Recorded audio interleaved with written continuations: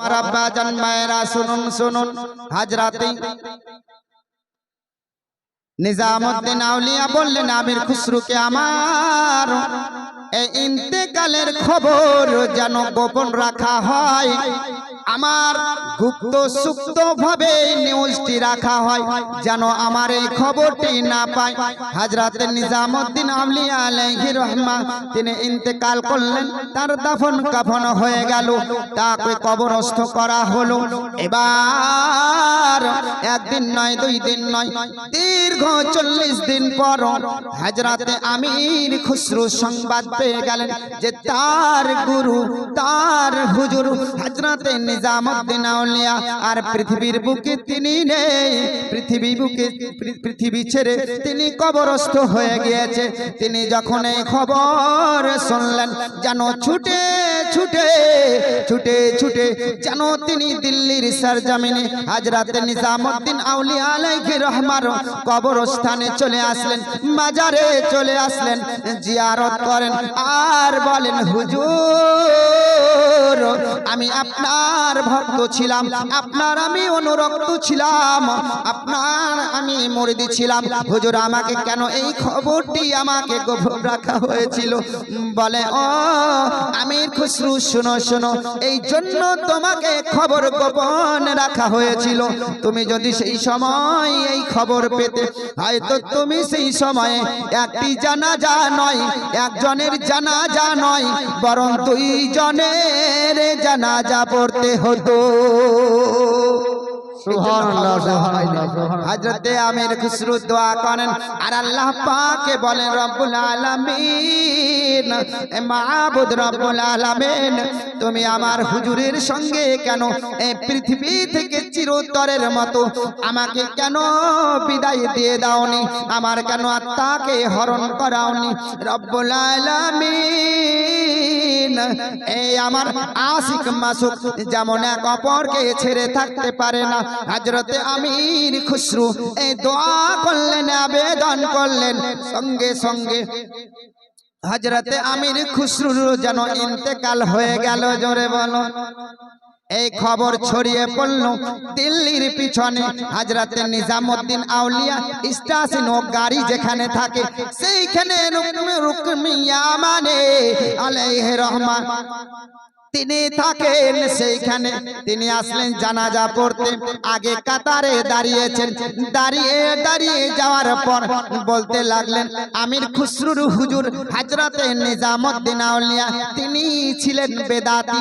এই যখন তিনি মনে মনে মুখে উচ্চারণ করে এই কথাটি যখন উদ্ভাসিত হয়ে যখন আসলো, আওয়াজটি যখন তার কর্ণকুহরে পৌঁছালো, মৃত্যু ব্যক্তি শুনতে পাই কেমন, তিনার কানে যখনই এসে লেগেছে হযরত আমির খুসরু আলাইহির রহমা যেন কাফনটি সরিয়ে দিলেন, কাফনটি সরিয়ে দিয়ে মুখ বাহির করে আমির খুসরু বলতে লাগলেন বলো বলো তাকবীর, নারায়ে রিসালাত, উলামা আহলে সুন্নাহ, নারায়ে তাকবীর।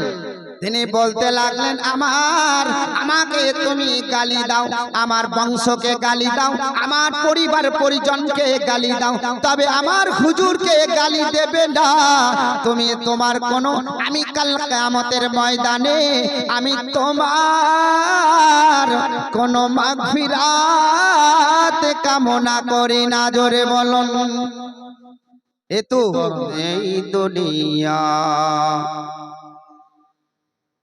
পরে থাকবে, আমরা একদিন থাকব না।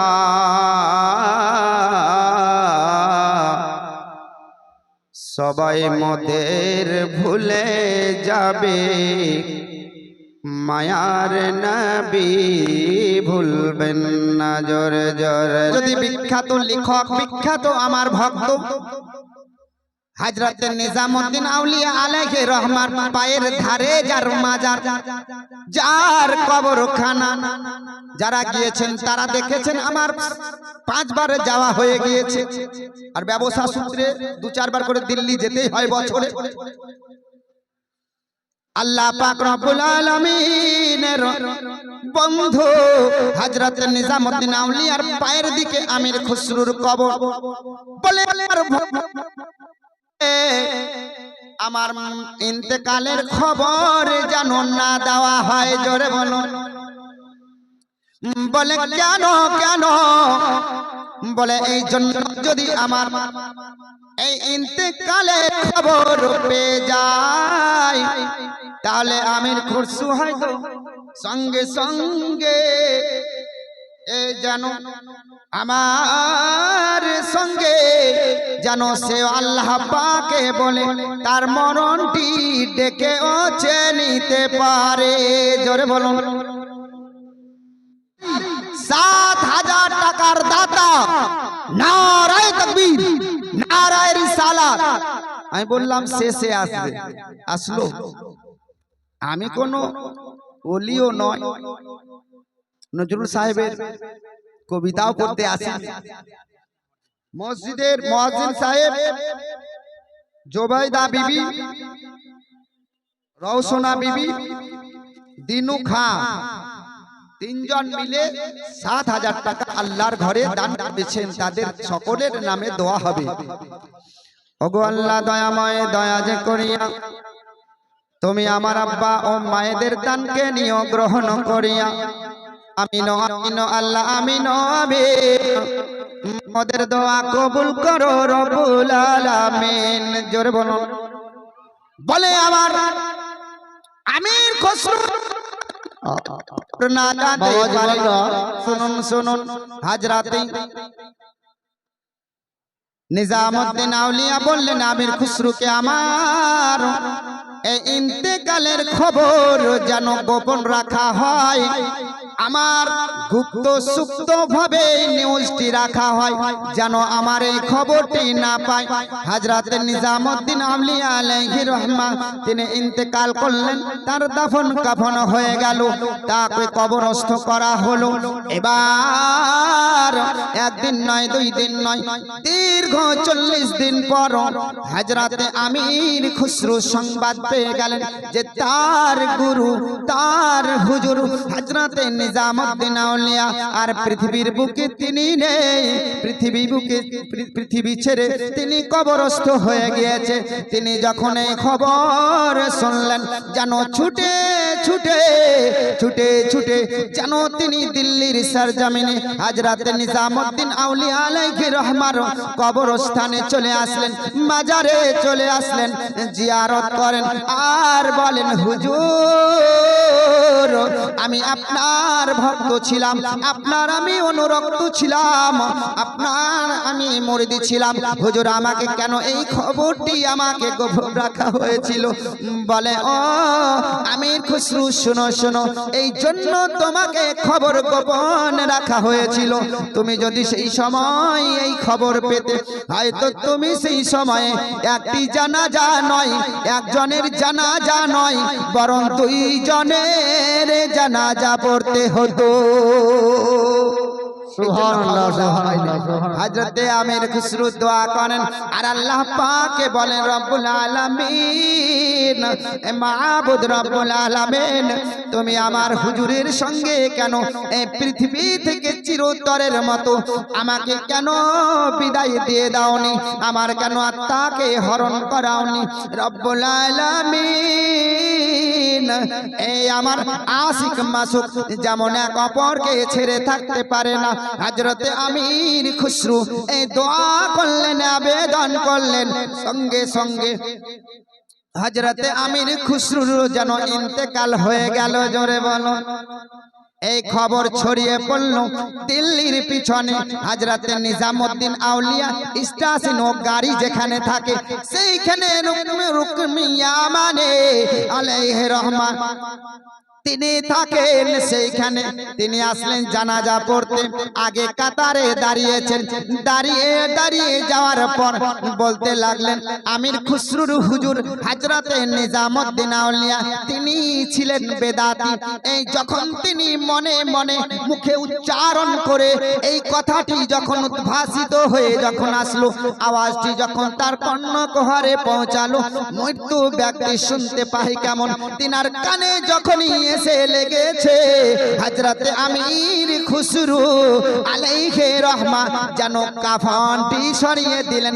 কাফনটি সরিয়ে দিয়ে মুখ বাহির করে আমির খুসরু বলতে লাগলেন, বাবা বলো বলো। তাকবীর, নারায়ে রিসালাত, উলামায়ে আহলে সুন্নাহ, নারায়ে তাকবীর। তিনি বলতে লাগলেন, আমাকে তুমি গালি দাও, আমার বংশকে গালি দাও, আমার পরিবার পরিজনকে গালি দাও, তবে আমার হুজুরকে গালি দেবে না তুমি। তোমার কোনো, আমি কাল কিয়ামতের ময়দানে আমি তোমার কোনো মাগফিরাত কামনা করি না। জোরে বলুন। এ তো ভাবছেন কি আল্লাহর ওলিদের এইরকম ক্ষমতা? দেখুন,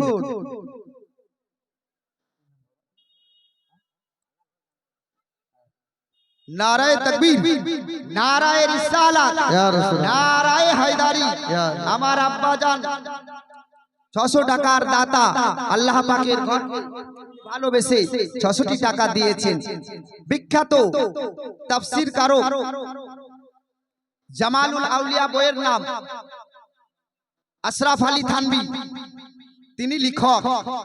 তিনি ওলি না মানেন কি না, জামালুল আউলিয়া এই কিতাবে লিখছে যে একজন আল্লাহর ওলি তিনি কি করলেন, তিনার ছেলে শেখ আহমদ তার মরণের সময় এসেছে।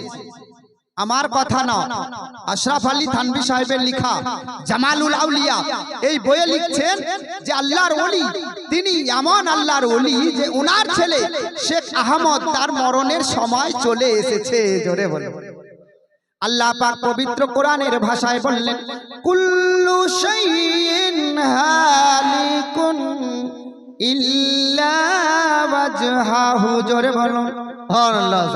সূরাতুল কাসাস 88 নম্বর আয়াত। এখানে আল্লাহ বললেন কুল্লু শাইইন, কুল্লু প্রত্যেক, শাইইন বস্তু, হালিক ধ্বংসশীল, প্রত্যেক জিনিস ধ্বংসশীল হবে, ইল্লা কিন্তু, ওয়াজহাহু তোমার প্রতিপালকের সত্তা আল্লাহ ব্যতীত কাল কিয়ামতের পূর্বে সকলেই যেন ধ্বংস ও বিলীন হয়ে যাবে। আশরাফ আলী থানভী বলেন, জামালুল আউলিয়াতে লিখেন যে শেখ আহমদের মৃত্যু চলে এসেছে, তিনি যেন ফারিস্তাকেও দেখছেন। জোরে বলুন সুবহানাল্লাহ। কে লিখছেন? আশরাফ আলী থানভী বলছেন তিনি আহমদ শেখের পিতা, তার পিতা হযরতে ইসরাইল আলাইহিস সালামকে দেখেন আর বলেন, ইসরাইল তুমি কার জান কবজ করো? বলে আমি শেখ আহমদের জান কবজ করি। বলে তুমি তো আমার সন্তানের জান তুমি কবজ করতে পারবে না। জোরে বলো। বলে কেন পারবো না, কেন পারবো না? বলে তুমি একবার তুমি যে স্থান থেকে এসেছো, সিদরাতুল মুনতাহার পরে বাইতুল মামুর, আর বাইতুল মামুরের পরে সাজরাতুল মাউত, সেই মৃত্যুর গাছের কাছে তোমার নেতার কাছে হযরতে ইসরাইল আলাইহিস সালামের কাছে যাও, তিনি তোমাকে এর জানো কাহিনী, এর জানো বৃত্তান্ত তিনি আদ্যপান্ত করবেন। বলে ঠিক আছে, ঠিক আছে। হযরতে ইসরাইল আলাইহিস সালাম তার সন্তানের আত্মা তিনি হরণ করছিলেন, তিনি ছেড়ে চলে গেলেন। আমার মাবুদ ওগো আল্লাহ পাক, তুমি ইসরাইল আলাইহিস সালাম এর দ্বারা আমাকে তাকে পাঠানো হয়েছিল দুনিয়ার বুকে জান কবজ করার জন্য, কিন্তু আমাকে আবার তিনি নিষেধ করলেন। কারণ কি? আমার আল্লাহ রাব্বুল আলামিন বলেন, আমার মাবুদ বললেন, এই আজরাইল শোনো শোনো, তুমি আমার ফেরেশতা, তোমাকে ইসরাইল আলাইহিস সালাম তোমাকে পাঠিয়েছে, তুমি ইসরাইল আলাইহিস সালামকে এর খবর জেনে নাও। বলে ও ইসরাইল আলাইহিস সালাম, আমাকে কেন তার জান কবজ করা থেকে বিরত রাখা হলো, আমাকে কেন নিষেধ করা হলো? বলে রব্বুল আলামিন আমাকে জানালেন ইসরাইল তার জানটিকে কবজ করা হবে না, তার জানকে নিয়ে আসা হবে না। আমি আল্লাহ পাক আশিক আহমদের একদিন নয় দুই দিন নয়, আমি পৃথিবীর বুকে তার 30 বছর আয়ুকে বাড়িয়ে দিলাম। আমার বইয়ের কথা বুঝতে পেরেছে আল্লাহ পাক। তাহলে আমাদেরকে অনেক সুখী রেখেছেন, যেমন এহ জগতে তেমন পর জগতে খুশির জায়গা আমাদেরকে তৈরি করে যেতে হবে। জোরে বলুন আলহামদুলিল্লাহ। আমি বলছিলাম যে আল্লাহ পাক সুবহানাহু তাআলা বাইতুল মামুরের আদলে বাইতুল মামুরের মতো সেই তার সোজাসুজি পৃথিবীর বুকে কাবা ঘর তৈরি করলেন। আর সেটা হচ্ছে আরবে মক্কা ভূমিতে। আর ভারতের বুকে সর্বপ্রথম কোন মসজিদটি তৈরি হয়েছে এবং তার জায়গা কার, পরবর্তী সময়ে আবার কি হবে? ভারতবর্ষের বুকে সর্বপ্রথম মুসলমানকে আপনি নন আমি নয়, ভারতবর্ষের বুকে সর্বপ্রথম মুসলমান হচ্ছেন যার নাম চেরুমল পেরুমল, যার স্থান হচ্ছে কেরালা। কেরালাতে নদীর ধারে সমুদ্রের ধারে সেখানে কি আছে? একটি মসজিদ আছে। মসজিদটি সেই মসজিদটি এখন একটি কাবা নাই, সেই মসজিদের 2টি মেহরাব আছে। জোরে বলো সুবহানাল্লাহ সুবহানাল্লাহ। তিনি এই ভারতবর্ষের লোক, তিনি ভারতবর্ষ থেকে রাসূলুল্লাহ সাল্লাল্লাহু তাআলা আলাইহি ওয়াসাল্লামার দেশে গিয়ে তার হাতে হাত রেখে মুসলমান হয়ে পৃথিবীর বুকে আবার যেন ভারতবর্ষে ফিরে এসে তার সেই বালাখানাকে, তার সেই মন্দিরকে কি করেছিল? মসজিদে পরিণত করেছিল। আল্লাহ পাক সেই মসজিদের একটি মেহরাব নেই, 2টি আছে। যারা গেছেন কেরালা তারা বুঝতে পারবে যে সেখানে কটি তার মেহরাব আছে।